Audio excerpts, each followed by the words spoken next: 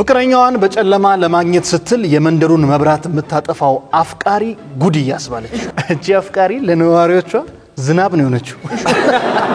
እንስቷ ፍቅረኛ እንዳላት የመንደሩ ሰዎች እንዳያያት በሚል በየቀኑ ምሽት ላይ መብራት ስታጠፋ ቆይታለች።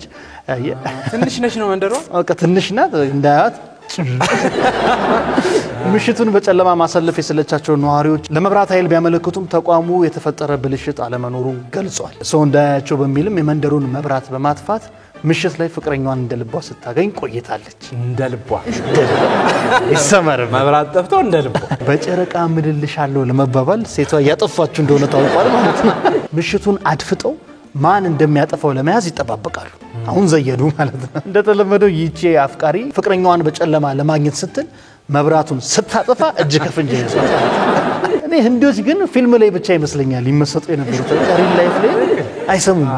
መብራት አጥፍቶ ምናምን ወደ ሰፈር ቁጭ ብሎ ሻማ አብርታ አረ ይሄ ሀገር ግን ምናምን ሲሉ እሷ አለማንቀሽታ ፒሪቹሪያ በእንትኑ ላይ በበቆሎ ማሳ አይ ቀልዱ ቀልድ ነው። እነሱም በጣም ሮማንቲክ እናርገዋሉ እንጂ የሰፈር መብራት ከሚያጠፉ ሌላ ሰፈር ሄዶ አይገናኙ።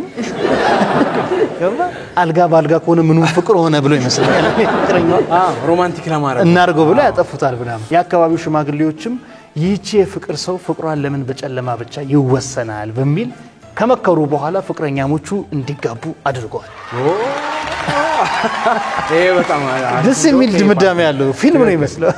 መጀመሪያም ግን ምን አስፈራት ነው እንደ ሀገሩ ባህል ሊሆን ይችላል ማለት ነው። ማጨለም አይ እንዳይታወቅባት የፈለገችው ወይ ቤተሰፈርታም ሊሆን የሰው አፍ ምናምን እኔ ግን ትንሽ እንትን ያሳሰበኝ ጉዳይ ልምድ ቶሎ አይለቅም። ልምድ ቶሎ አይለቅምና ባል ከስራ ሲመጣ ራሱ ጨለማ ቤት